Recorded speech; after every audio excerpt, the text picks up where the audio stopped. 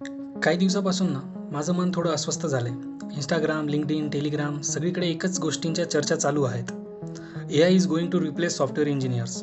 सुरुवातीला वाटलं नेहमीसारखं फक्त एक हाईप असेल, पण जसा जसा वेळ जातोय, मी जेव्हा काही बातम्या वाचतो, जेव्हा मोठमोठ्या कंपनीजचे CEO त्यांच्या भाषणामधून एखादं वाक्य बोलतात, तेव्हा जाणवतं हे खरंच घडू शकतं. जसं आत्ताच रिसेंट स्टेटमेंट आहेत, जसं मार्क झुकरबर्ग म्हणतात, AI will assist every person on earth. म्हणजे AI प्रत्येक व्यक्तीला काही ना काही ॲटोमेट करून देणार. सुंदर पिचाई म्हणतात, AI is a more profound than fire or electricity. हे वाक्य खूप मोठं आहे, कारण विजेने आणि आगीने मानवाचा इतिहास बदलला, तसंच AI पण बदलू शकणार. NVIDIAचे CEO तर डायरेक्ट म्हणतात, if I were 20 today I would be study software, ID study physical science. आणि तोच माणूस म्हणतो, AI will redefine every job.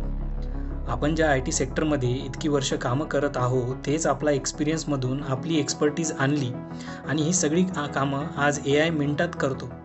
आज ChatGPT कोड लिहू शकतो, बग शोधू शकतो, डॉक्युमेंटेशन तयार करू शकतो आणि को पायलट डेव्हलपरचं तर प्रोडक्टिव्हिटी 10x करतो म्हणे. AI testing tool test cases auto generate करतात. याचं उदाहरण म्हणजे कालच मी एका मित्राला बोलत होतो, तो ऑटोमेशन टेस्ट इंजिनियर आहे. जे काम मागच्या वर्षी 3 जण करत होते, आता त्याच कंपनीने AI बेस्ड ऑटोमेशन सूट वापरायला सुरुवात केली आणि आता फक्त एक डेव्हलपरच पुरतो म्हणे त्या कामासाठी. म्हणूनच मी हे बोलतोय, हा जो AIचा वादळ आहे ना, त्यात थोडं भान ठेवावं लागेल.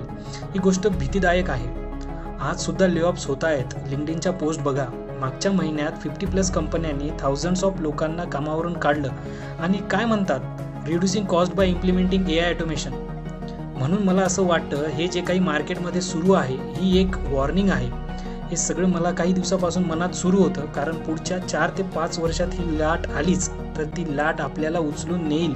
आपल्याला ताट उभं ठेवेल की नाही, याचं आपल्याला आजच डिसिजन घेऊन ठरवावं लागेल. So think about it and decide what we can do.